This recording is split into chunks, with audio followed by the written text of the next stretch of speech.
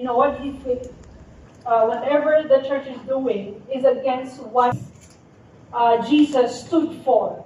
Okay. Now these words made me stop and think about my Christian journey. This is not the Jesus I know. Okay. I ask myself that who is this Jesus that I know? Who is this Jesus that I know? Do I know Jesus to form a sound judgment and biblical opinion towards whatever the issue is, the person is posting about on Facebook? Can I say that I know Jesus deeply and intimately, or do I just know of Jesus? Okay, this Jesus, that we were singing about earlier, this Jesus that we raise our hands to, this Jesus whom my seatmate was praising and worshiping earlier this evening. Now, this is why a sermon series like this is very important. The beat. Okay? It gives us a fresh perspective of who Jesus is and what his heartbeat is. So we could encounter, that's the series objective, so that we could encounter the heart of Jesus afresh, which should cause us to have a deeper understanding of who he is, so we could be willing instruments that would lead others to him. And so we stand as we read from John chapter 8, verse 2 to 11, and we're going to read from the NIV, okay? It says here, at dawn, he appeared again in the temple courts where all the people gathered around him, and he sat down to teach them. The teachers of the law and the Pharisees brought in a woman caught in adultery. They made her stand before the group and said to Jesus, "Teacher, this woman was caught in the act of adultery. And the law of Moses commanded us to stone such women. Now what do you say?" They were using this question as a trap in order to have a basis for accusing him. But Jesus bent down and started to write on the ground with his finger. When they kept on questioning him, he straightened up and said to them, "Let any one of you who is without sin be the first to throw a stone at her." Again, he stooped down and wrote on the ground.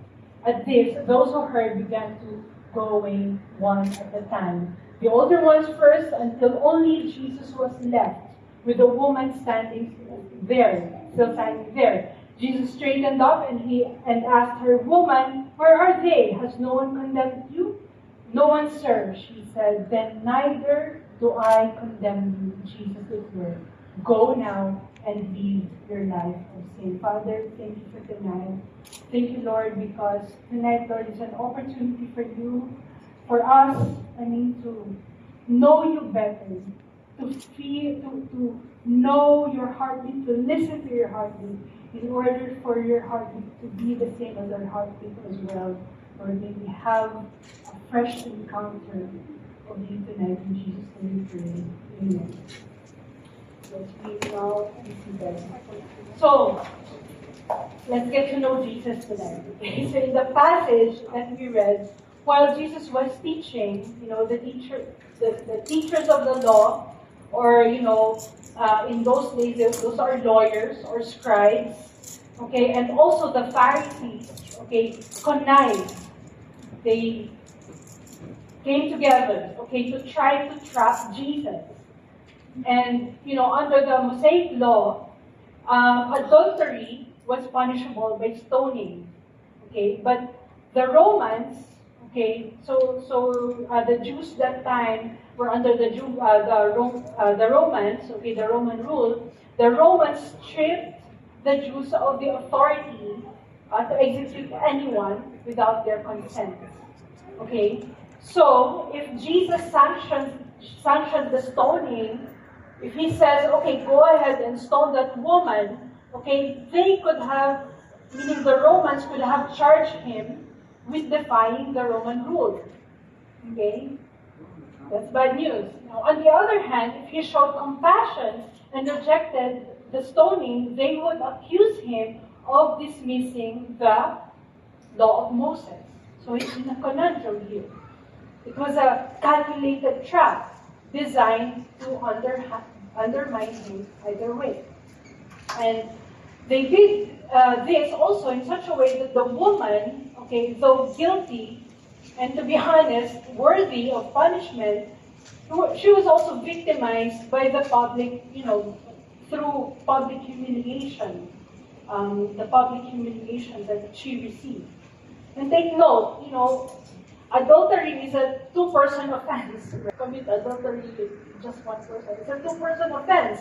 Now, if the Pharisees and the scribes wanted to, they could have brought forward the man too, the other party, right? But they didn't do that. So it reveals their real intent. And unfortunately, the woman was the collateral damage. Because if they wanted to uphold the law, they would have punished both. Okay. So you see, the Pharisees and the scribes are upholders of the law. They're supposed to uphold the law. They are expected to uphold the superior standards of morality. Okay? Yet they victimized a woman for their own gain. Okay? And this woman, an adulterous woman, okay? Now, if you're just reading the story, and you're not stopping to look at the gravity of the sin of this woman, it's easy to be compassionate towards her, right? Oh, kawawa naman yung babae. She's so, she was victimized. Now, how many of you here are married? Okay, married. So we have a lot of married couples here. How many of you married people have come face to face with a woman or a person who has committed adultery? Okay. A couple of years ago, I discovered that one of my friends, okay, has been involved in an illicit relationship with a married man. Okay. And as a married woman, okay, my first instinct was to slap her in the face. Come on. Am I the only one? Maybe I'm the only one here who would have that kind of reaction, right? But while she was confessing this to me, it was so difficult. It was so emotional. But by the grace of God, I restrained myself. But in my mind, I was thinking, how dare she violate the sanctity of someone else's marriage, right? And in my head, Lord forgive me, but in my head I was already slapping her. I was pulling out her hair. I was dragging her on the streets. I was shouting for everyone to hear that this lady is a homewrecker. But of course, by the grace of God, I didn't do that. I'll talk more about her later. But my point here is that it's not easy to forgive and to have compassion towards someone like that. Someone who has destroyed a marriage. And then here we are. Here I am, judging this woman. Judging these Pharisees and these scribes. Putting weight on their moral failures. And proudly telling ourselves, no, I'm not like them. I'm better than them. I'm a Christian. I'm a follower of Christ. Very sure that we are better than them. Okay? No one is exempt from committing moral failure. The Bible says that all, say it with me, all have sinned, all have fallen. All of us, you and me. But the good news is that when you look at who Jesus is, you look at his heart, you will find out that the heart of Jesus restores the fallen. And this is what we're going to talk about tonight. The heart of Jesus restores the fallen, regardless of how far and how deep we have fallen. He is able, he is capable, his heartbeat is to restore us. You would think, what? Is this correct? Jesus restores even the unfaithful woman, or the immoral woman, and all these self-righteous men. Yes, even those who are extremely morally corrupt and are seemingly far from restoration? Yes. Even me? Yes. How then? How does Jesus deal with our moral failure? And I would like to share with you three things. Number one, He comes to us with calmness. With calmness. Now imagine this with me. People were flocking around Jesus, and then the Pharisees and the scribes came with this woman, probably, cutting through the crowd, creating a scene, and then, making their way towards Jesus, and everybody looking at them. What's this commotion all about? What a scene, right? And the crowd was probably, expecting the rebuttal. What will Jesus say? What would Jesus do? Right? And in verse 6, it says they were using this question. They asked, as a trap, in order to have basis of accusing him. But Jesus, what did he do? He bent down and he started writing on the ground with his finger. While everyone else and everything else were in chaos, Jesus showed calmness. Okay? Now, imagine the effect of that on the self-righteous men. They would have been probably confused, they were baffled, and they're probably insulted, by his calmness. They wanted to elicit a response from him, and yes, there was a response, but not in the way that they expected. This probably angered them more. What? Jesus did not retaliate, but he just started writing. And I could also imagine the crowd was waiting in anticipation. Okay, and Jesus says calmness might have left them in awe and wonder. What's happening here? And then to the woman, she might have also been surprised and confused. But at the same time, it must have tugged, at her heartstrings. There's something different about this man. There's something different about this Jesus, she might have thought. In his calmness, Jesus was revealing his heart to the woman, to the Pharisees, to the scribes, to the crowd. Now the question that begs an answer is, why was Jesus calm in the midst of the aggression? The passage doesn't say, much, but I believe this is because he knows that he is in control of the situation. How can you be calm in a chaotic, situation? If you know what's happening, if you are aware, and if you are in control, right, of the situation, you could be calm. And that's what Jesus is here. He was writing on the ground with his finger. And it's nothing much also has been said in Scripture, but I believe it's an allusion to Exodus chapter 31, verse 8, when, he gave to Moses, God gave to Moses, when he had finished speaking with him on Mount Sinai, the two tables of the testimony, tablets of stone, written with the finger of God. The law, as it's saying here, the law is written by the finger of God. It's as if Jesus is telling them, you dare talk to me about, the law that I myself inscribed using my finger. I know the law. I know the law. You don't have to tell me about it. That's what he may be, doing here. We don't know. But the point is that Jesus, he knows everything.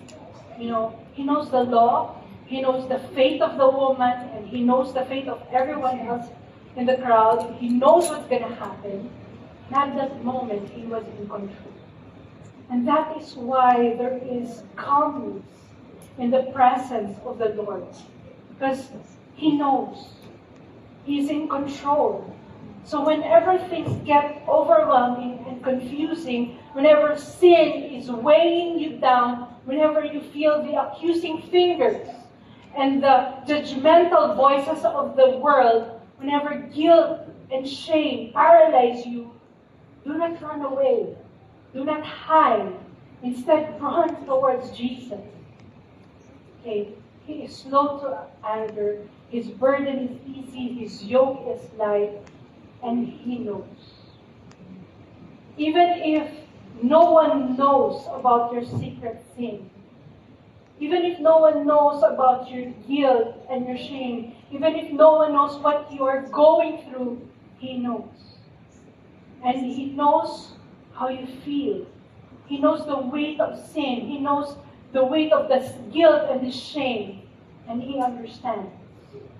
And so, when we fall into sin, Jesus doesn't point an accusing finger at us, but He opens us,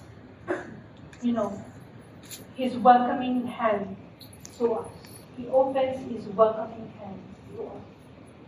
He doesn't accuse, because He knows, He understands, and you can run to Him. And number 2, He condemns us not. So we've already established that both the Pharisees and the scribes and the woman have sinned, right? So for the former, for the Pharisees and the scribes, Jesus addressed their self-righteousness, but not in a loud and arrogant way, and just as they condemned the woman, but in an almost, subtle way. When they kept on questioning Him, it says in verse 7, He straightened up and said to them, "Let any one of you who is without sin be the first to throw a stone at her." Now this statement, made these men and even the crowd contemplate on their own moral failure. If everyone sinned, everyone has sinned, no one is righteous.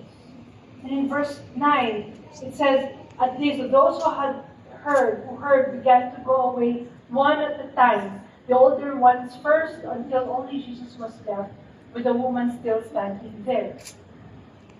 When everyone realized, their own moral failure, they went away one by one.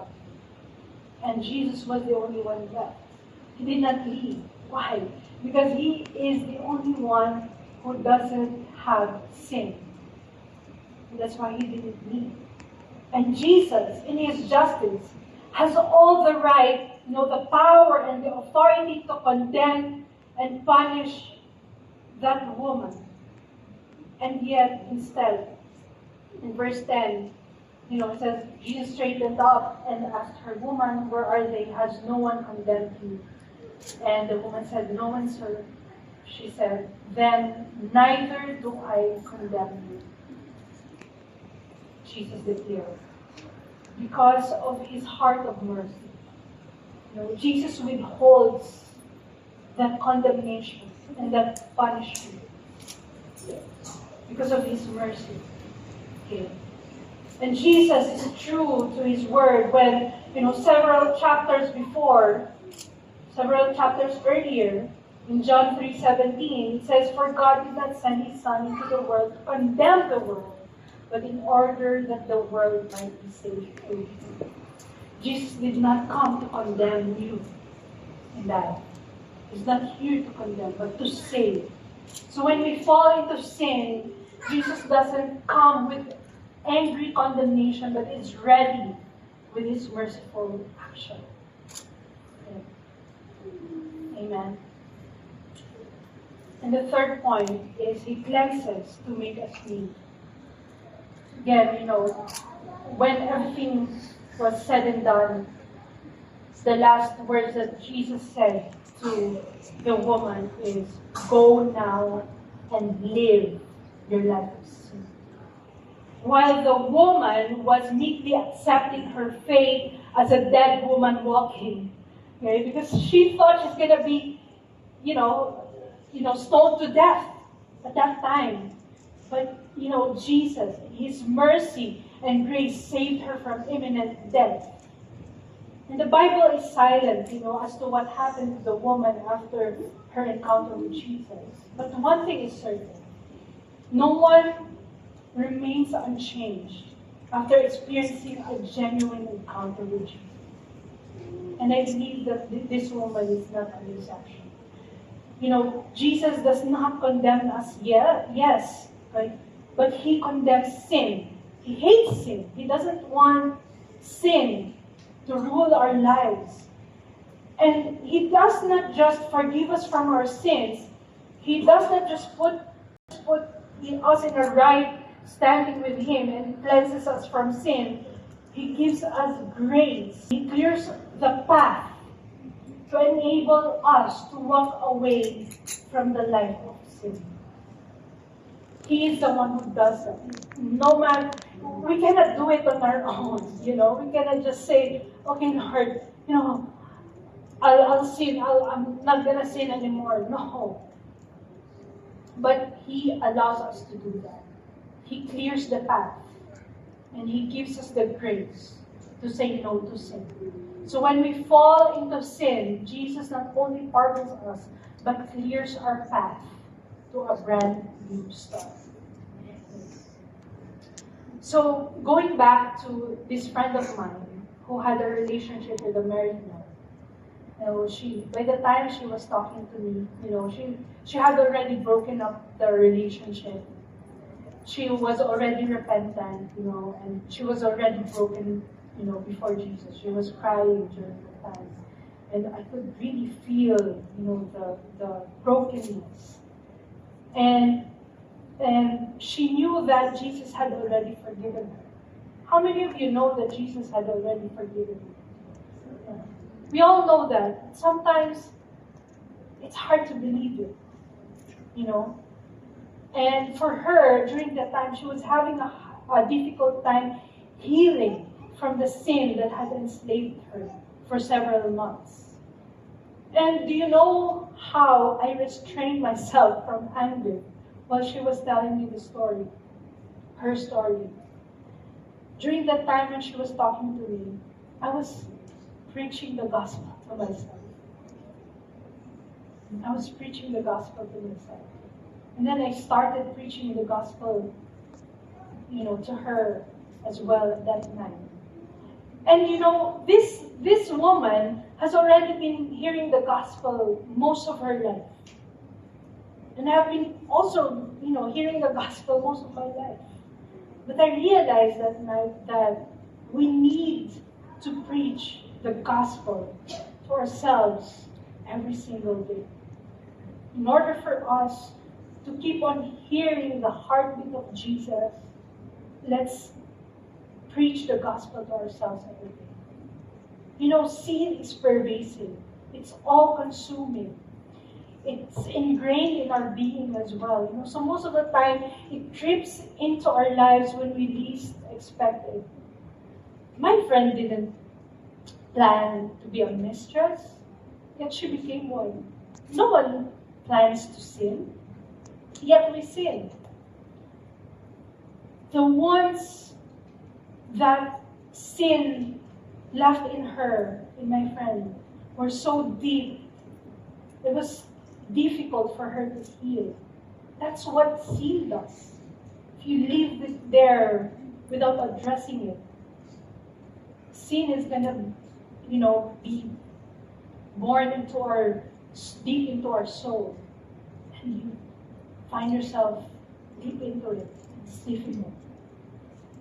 Yet I told her that night, you know what? The gospel of Jesus is the light that shines through those wounds left by sin. The light of the gospel of Jesus. You know, because sometimes our life gets dark when there's sin. But when you allow Jesus, when you allow Jesus to penetrate, you know, our heart, and you just listen to his heartbeat, the light of the gospel shines through the wounds and will bring light into our lives and light to the lives of the people around us. Now, this is the gospel. Going back to the woman in the passage, yes, she deserves punishment. We all deserve punishment. Romans 3:23 says, "For all have sinned and fall short of the glory of God."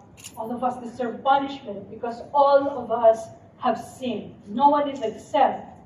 Even if you're a follower of Jesus, you still sin. Okay?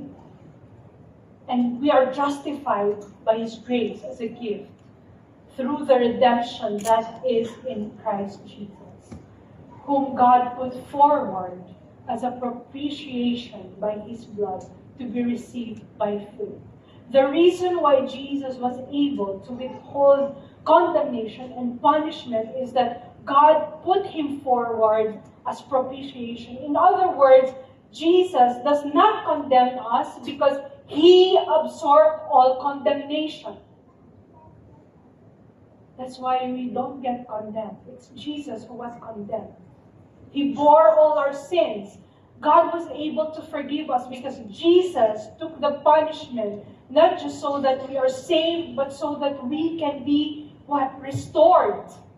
Okay? The Bible says the old is gone, the old life is gone, the new life has begun. All we have to do is what? Receive the gift by faith. Receive the gift of salvation by faith. So if our moral failures start bearing weights in our lives, go back to Jesus. Go back to the gospel. Preach the gospel to yourself. Okay? Accept His salvation. Even if you need to do it every day, you can do it.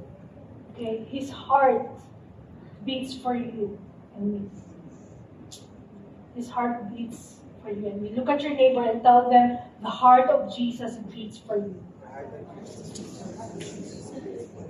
He was crucified for you and me so that we could be restored into a good standing with Him. Through those wounds that our sins have left, the divine light of the salvation of Jesus shines through. So if anyone condemns you, anyone judges you, if anyone asks you, who is this Jesus that you worship? This, do you really know Him? You tell them, and you tell yourself, this is the Jesus that I know. Jesus, this Jesus I know, doesn't condemn us for our moral failures, but chooses to forgive us so we can live a transformed life with Jesus. And that forgiveness entailed the cross. That forgiveness,